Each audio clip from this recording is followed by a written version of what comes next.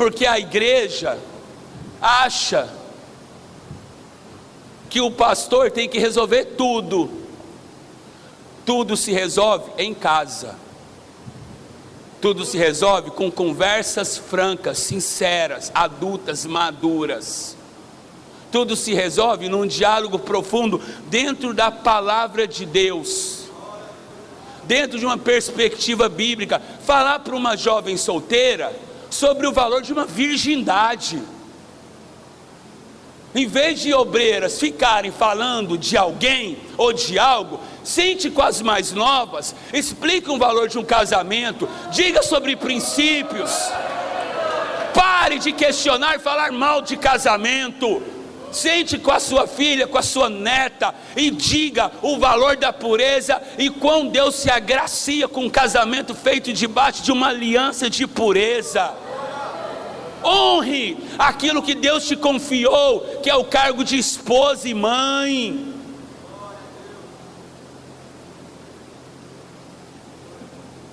Sentar com os moços e falar sobre o valor de amar uma mulher.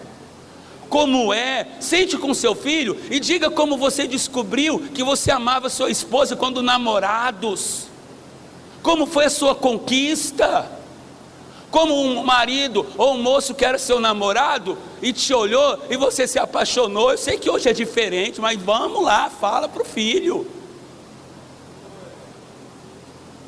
Qual foi, presidente? Vamos ficar de pé. Incutir, criar um legado. A Bíblia vai dizer que Jesus fala para ele: falta-te alguma coisa. Nós temos que ser geradores de legado no coração dos jovens, dos filhos. Aquele jovem rico gastou todo o dinheiro lá de Lucas 15, mas o pai tinha construído um legado dentro dele. Ele gastou dinheiro, apanhou da vida, mas ele voltou para casa, sabe por quê? Porque o pai tinha construído um legado dentro dele. A herança, o seu filho vai acabar com a herança, mas o legado, o seu filho nunca conseguirá se livrar do legado, porque está dentro dele. Herança é aquilo que você dá na mão do seu filho, legado é aquilo que você constrói dentro do seu filho, ou da sua filha. É tempo dos nossos filhos terem os seus olhos abertos, entendidos, esclarecidos. Não esconda nada, não esconda nada, resolva as coisas na mesa, conversando, reunindo, confessando, dialogando, adorando. Diga ao seu filho quão precioso ele é. Qual foi a última vez que você sentou? Seu filho pode ter 2, 3 meses, 10 anos, 30 anos, 25 anos, abrace-o, diga o quão valioso ele é, libere palavras proféticas sobre ele, libere palavras de bênção sobre ele. Eu me lembro que a minha mãe conheceu o Evangelho, eu disse ontem para vocês. Teve um detalhe que a minha mãe me chamava muita atenção. Minha mãe pegava o óleo,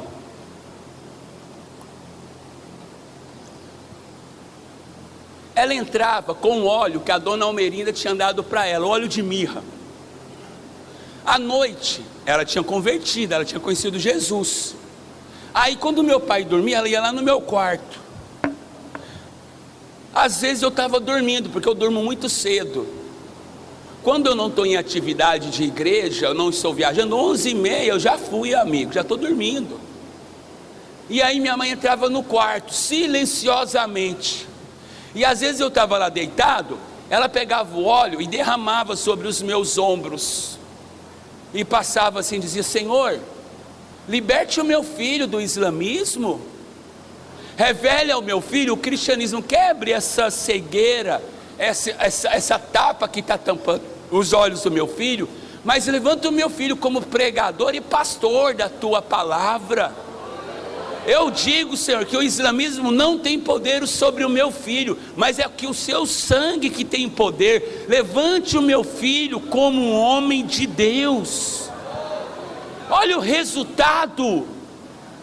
Olha as palavras muito bem proferidas, o que gerou, o que ocasionou.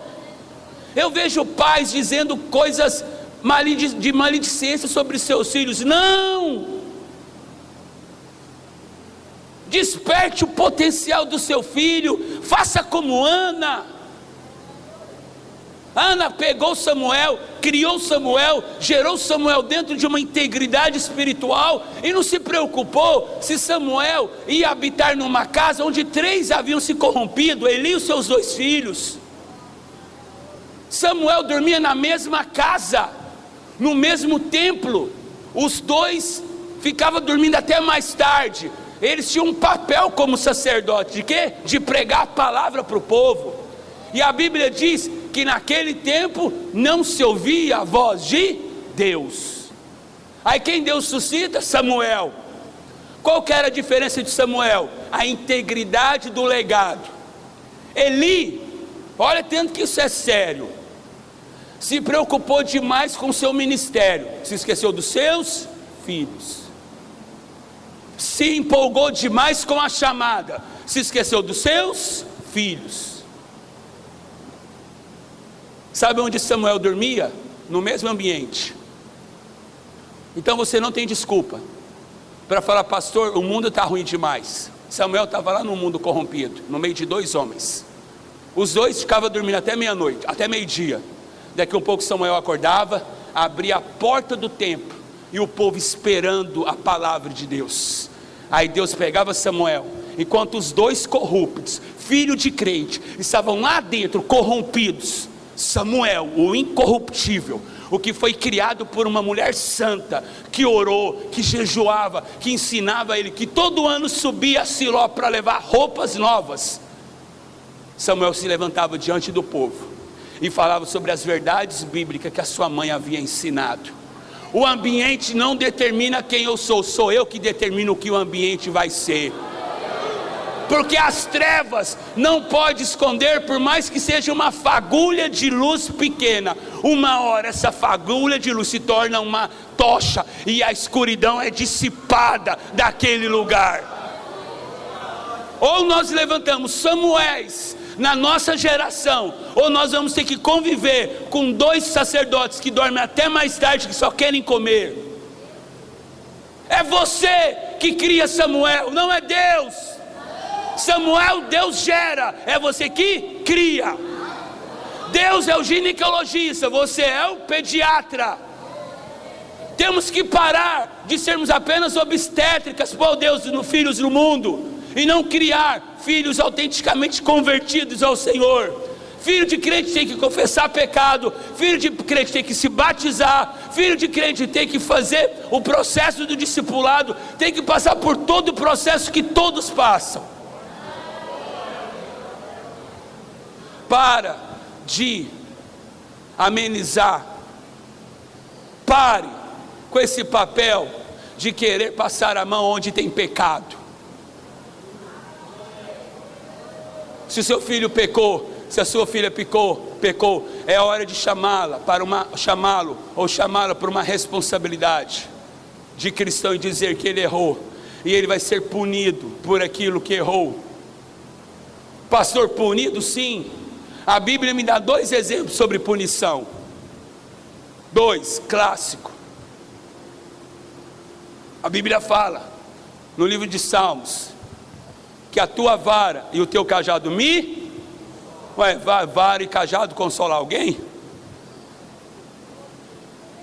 A Bíblia vai dizer que o bom pastor dá a sua vida pelas... E aí no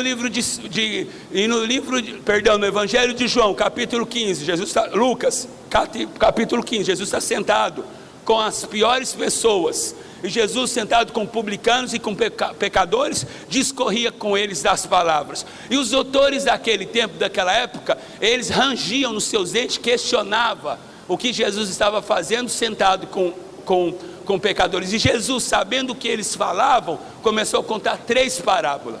A primeira da ovelha perdida. Certo, o pastor tinha 100 ovelhas, do qual que uma se distrai com a paisagem desse mundo, e fica no meio do caminho. Aí quando ele chega, ele faz a contagem, agora não tem as 100, tem apenas 99. Então ele deixa as 99 no aprisco, que vai em busca da centésima. Aí Davi fala que o cuidado dele era como ele, o cuidado de Deus para com ele, era como ele cuidava das ovelhas. O mesmo cuidado que Deus tinha com ele, era o mesmo cuidado que ele entendia que ele tinha com as ovelhas. Então quando uma ovelha desobediente fica pelo caminho, e seu filho é sua ovelha, a sua filha é sua ovelha. E aí a Bíblia vai dizer que a vara e o cajado consolam. Um pastor em Israel, quando ele encontra uma ovelha perdida, ele chega até ela, olha para ela, porque a ovelha não consegue encher, porque a visão da ovelha é turva, porque a fé não vem pelo ver, a fé vem pelo, as ovelhas ouvem a minha voz e me seguem. Então ele chega para a ovelha, chama ela pelo nome, pega a vara e bate nas pernas dela, até que ela não consiga ficar de pé.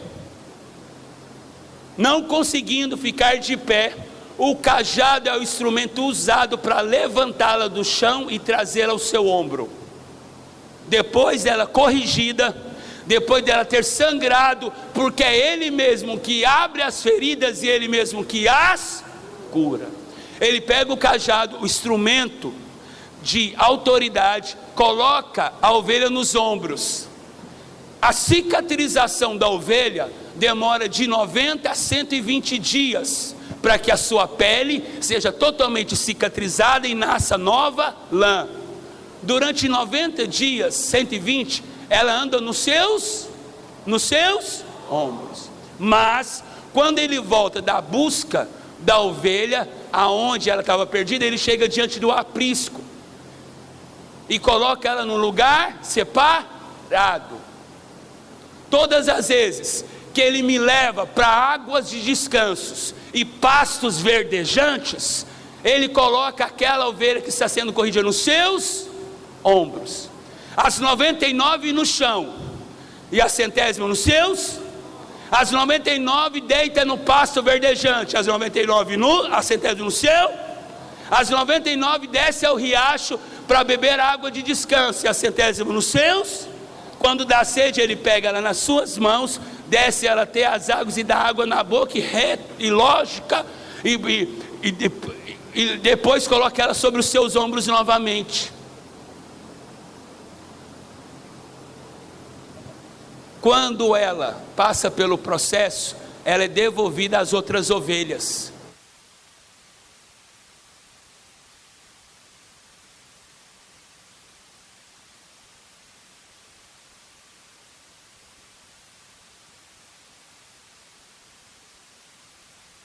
Desliguei. Acho que eu que desliguei. Obrigado. Escute.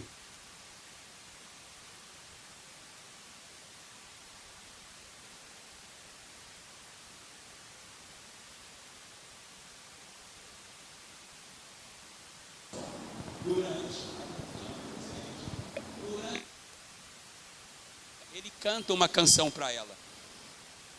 Ele canta o quê?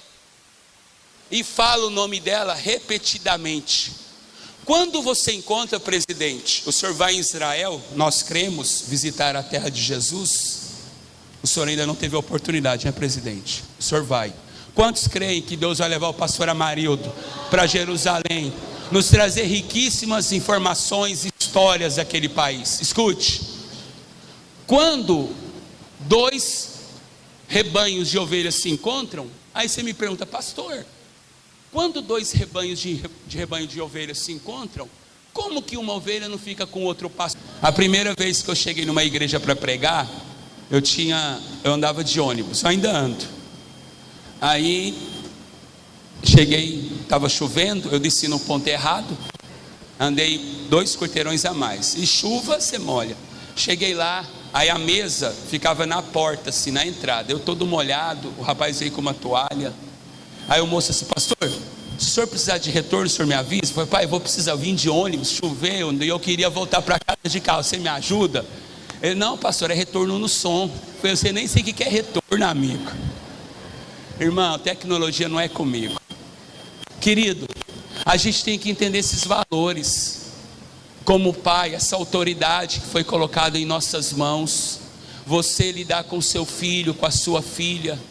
Você colocar diante do seu filho, diante da sua filha, a realidade da vida. A realidade da vida cristã. É você criar filhos pentecostais na sua casa.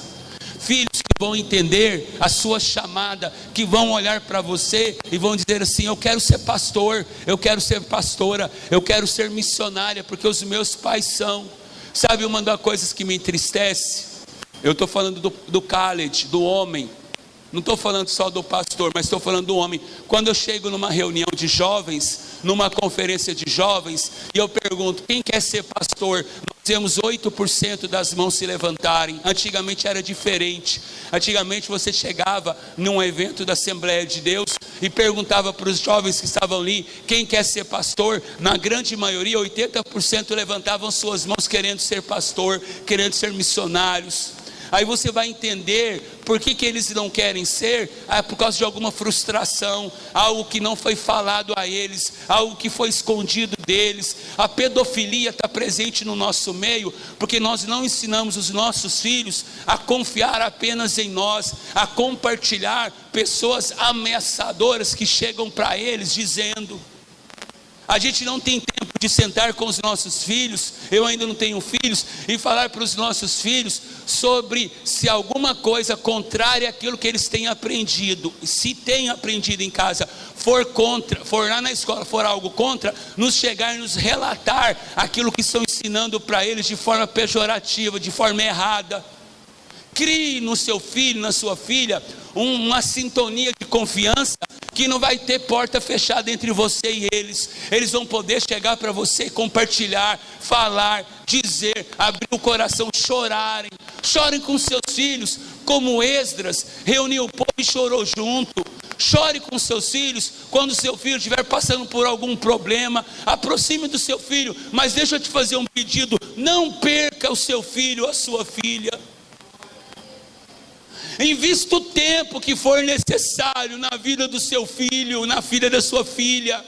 Cumpra esse papel no meio da sua casa como família. Invista o que for necessário financeiramente, materialmente e principalmente espiritualmente. Nós precisamos resgatar esses valores. Precisamos resgatar esses princípios, precisamos mantê-los vivos na vida dos nossos herdeiros, na vida dessa geração que está vindo tão confusa. Cada dia um ensinamento diferente, cada dia uma forma irreverente deles aprenderem alguma coisa sobre a vida. Eles estão lá na escola sendo bombardeados, na internet sendo bombardeados, na roda de amigos sendo bombardeados. E quem são o muro de defesa? Vocês. Quem é a proteção deles? Vocês. Eu preguei domingo na sede de Palmas, eu disse sobre Neemias. Ele voltou. Ele percebeu, o que adianta eu ter um bom emprego? O que adianta eu ser respeitado pelo povo? O que adianta eu ter uma boa relação com o rei? Se Jerusalém está destruída, se os muros estão derrubados, se as portas estão queimadas? O que adianta você ter uma boa posição social e não ter familiar? O que adianta nós termos bons dons e nós não termos um bom padrão de intimidade com os filhos, com a esposa, com o marido? Uma coisa que me chama a atenção no livro, na epístola de Paulo a Efésios, isso aqui é muito forte, no versículo 21, no capítulo 5, que antes de dizer para a mulher ser submissa, e antes de dizer para o marido amar a esposa, como Cristo amou a igreja, ele falou, sede submissos uns aos outros, no temor de Cristo. Olha o que ele diz, sede submissos uns aos outros, no temor de Cristo. Quão difícil é encontrarmos isso, quão difícil e raro está sendo nós encontrarmos esse papel recíproco, mútuo.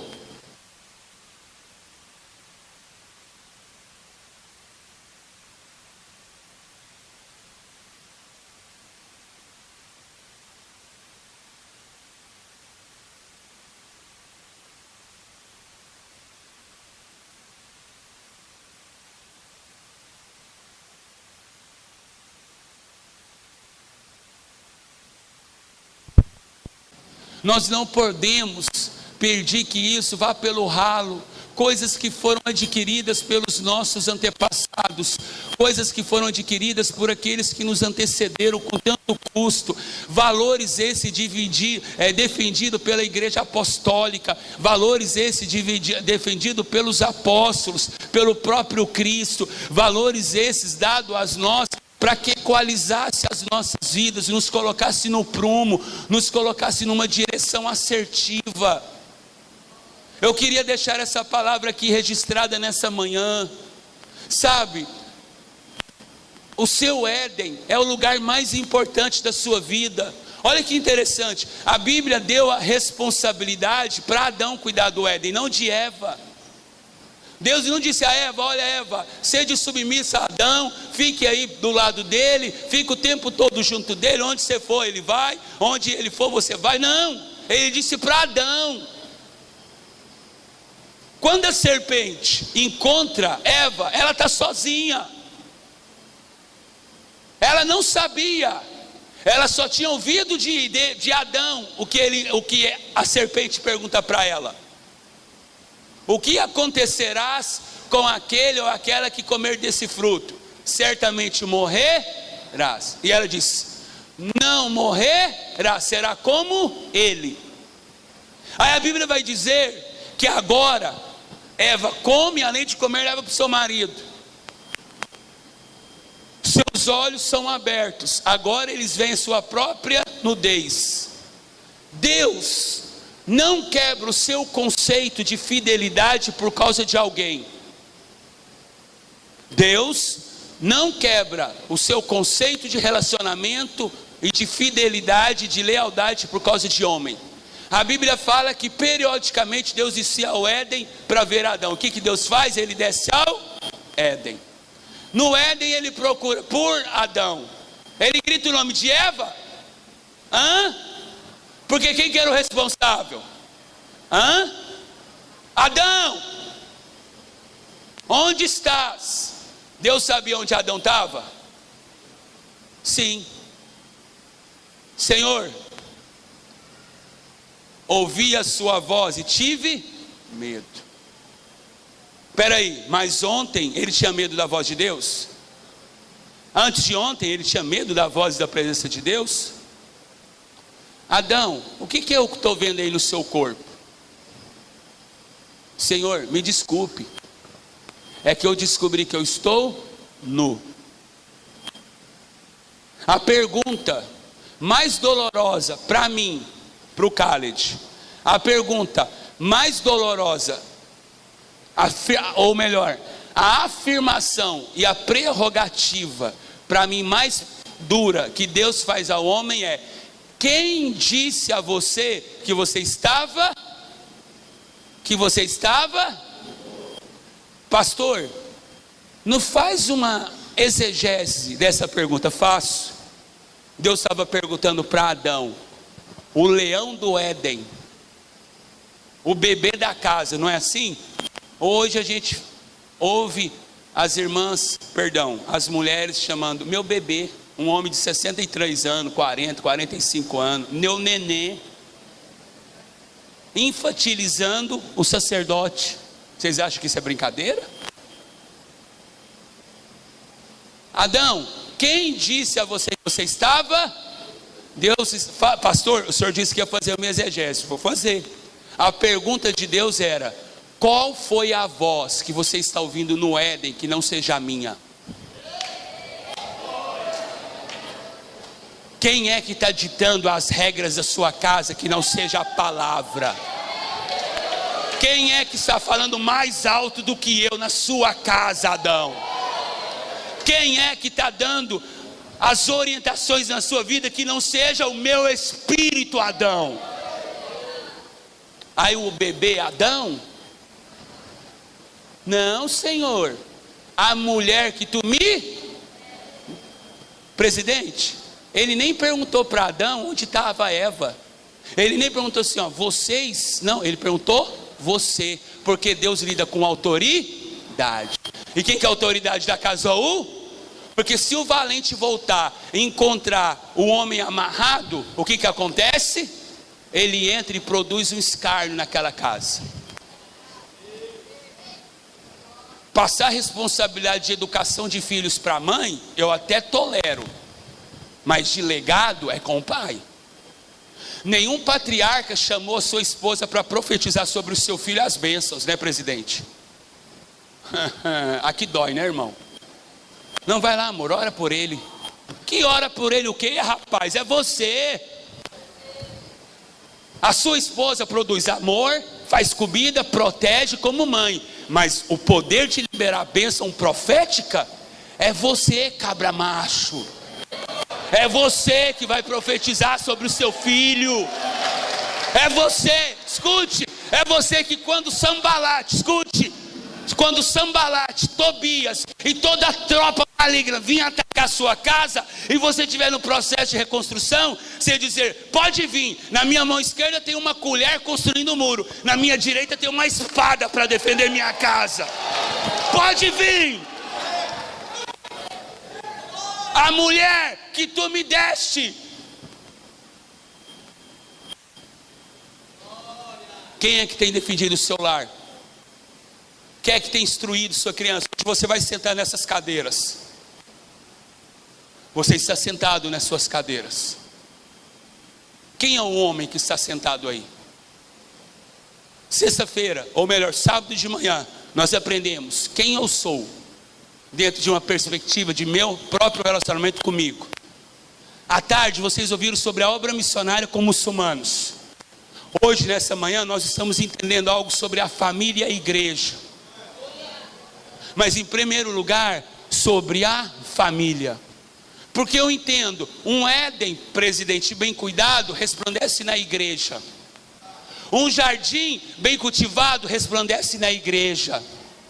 É na minha casa que eu planto o meu jardim, para que na igreja floresça o jardim, e não planto no jardim para florescer em casa, é o contrário.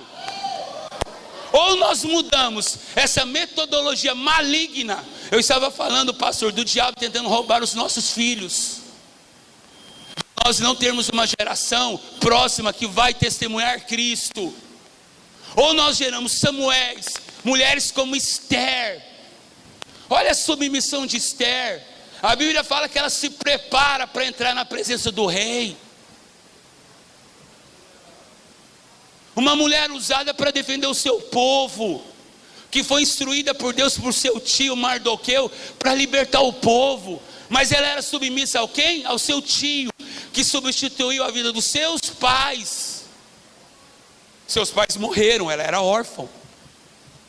Mardoqueu assume o seu papel de tutor, e aquilo que Mardoqueu fala, ela faz. O segredo de um sucesso de um homem está embasado nisso. A Bíblia vai dizer, eu encerro, ontem eu estava dizendo para os irmãos, ficamos ali comendo um sanduíche, esperando o nosso presidente para voltarmos para o hotel. Eu compartilhava com eles. Davi resolveu se unir aos filisteus e pagou um preço caro por isso. Davi resolveu se unir aos filisteus para ir contra Saul. A Bíblia fala que Davi tinha um relacionamento com Aquis, um dos príncipes daquele povo. Aquis gostava muito de Davi. Querido, as pessoas podem gostar muito de você, mas se você fazer aliança com pessoas erradas, você está sentenciando a sua casa. A Bíblia vai dizer que agora Davi vai para o fronte de guerra com os filisteus contra Israel. Aí a Bíblia diz, Se falhar o outro, esse aqui, deixa esse aqui. Não vai falhar não, em nome de Jesus. Nós vamos desconsagrar o sonoplasta. Escute isso. A Bíblia vai falar agora, pastores e líderes, que Davi está no acampamento dos filisteus. Era lá que ele tinha que estar? Ele tinha que estar onde? Com Israel. Daqui um pouco, quando eles estão subindo para a batalha, pastor Antônio, está lá. Os reis dos filisteus, os reis falaram assim, mas peraí, o que Davi está fazendo aqui com nós? Ele não é do nosso povo? Ué, ele é judeu. Nem filisteu ele é. Chama Aques, vem cá, o que esse cara está fazendo conosco? Ele vai preparar uma armadilha aqui na nossa retaguarda e vai pegar nós. Aí Aques chega assim, meu amigo Davi, você é um cara bom, bonito, prega demais, canta demais, mas você não é filisteu. É igual crente desviado no mundo, né? Eu aprendi uma palavra, uma frase que eu nunca esqueci. Crente, quando converte, vive na igreja, quando desvia, não presta nem para ser desviado, porque não dá certo. Você vê um crente desviado, você sabe que ele está num lugar onde ele sabe que ele não devia estar. Ele está num ambiente que ele sabe que ele não devia estar. Aí daqui um pouco, Davi, desviado, sabia que não tinha que estar lá com os filisteus. Aí Deus usa o próprio filisteu para mandar ele embora. Mas o que chama a atenção é quando ele volta para casa. A sua família estava em Ziglague. Quando ele chega em Ziglague havia sido saqueada. Davi não tinha mais esposas, não tinha mais filhos, os valentes que foram com ele não tinha mais família, os despojos foram todos levados. A Bíblia fala que eles choram até não terem mais força. Eu nunca chorei para não ter mais força, eu nunca dei conta. Eu já chorei amarguradamente, deu contração aqui, mas fala para mim, pastor, o senhor já chorou até não ter mais força? Eu nunca chorei. Escute, a Bíblia vai falar que o povo, os valentes, queriam matar Davi. Queriam o quê? Mas peraí, como assim matar aquele que me liderava? Pela dor da decisão errada, pela dor da aliança errada, pela dor da escolha errada.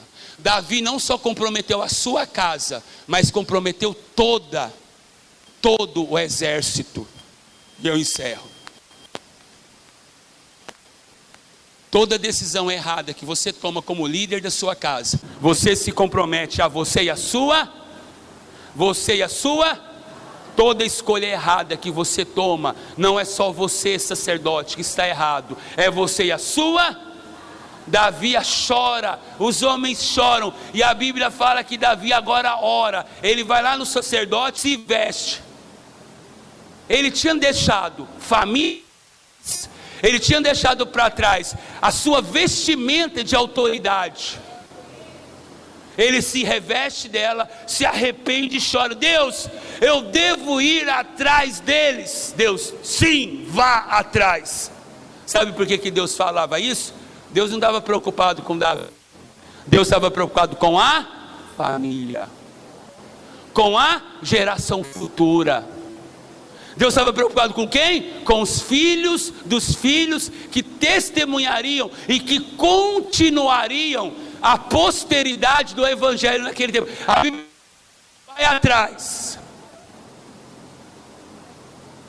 E no meio do caminho encontra um amalequita caído, que o exército inimigo havia deixado ele para morrer. Ele já estava 3 dias ali sem comer e sem beber nada, porque ele estava doente. Ele era um retardatário para o exército.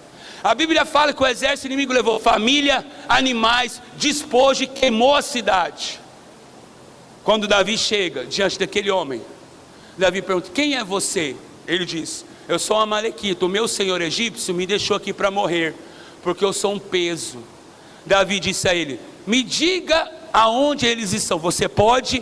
Ele: sim, mas o senhor tem que fazer um juramento, que o senhor não vai me matar e que o senhor vai me dar um pouco de comida. A Bíblia vai dizer que Davi cumpre, e Deus honra, que Davi concorda com aquilo e dá para ele água e comida. Aí depois dele ter retomado as suas forças, ele diz aonde os inimigos estão. Davi desce, vá até os inimigos, mata eles, fogem com camelos. São recuperadas casas, são recuperadas famílias e a festa. Ao quê? Porque famílias foram devolvidas, os filhos voltaram.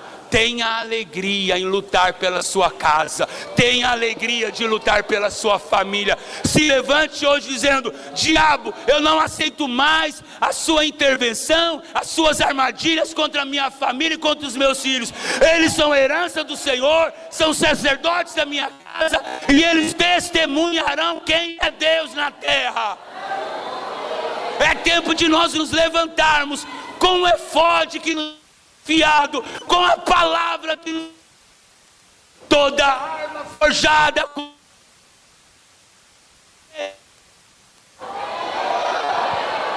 Fique de pé no seu lugar.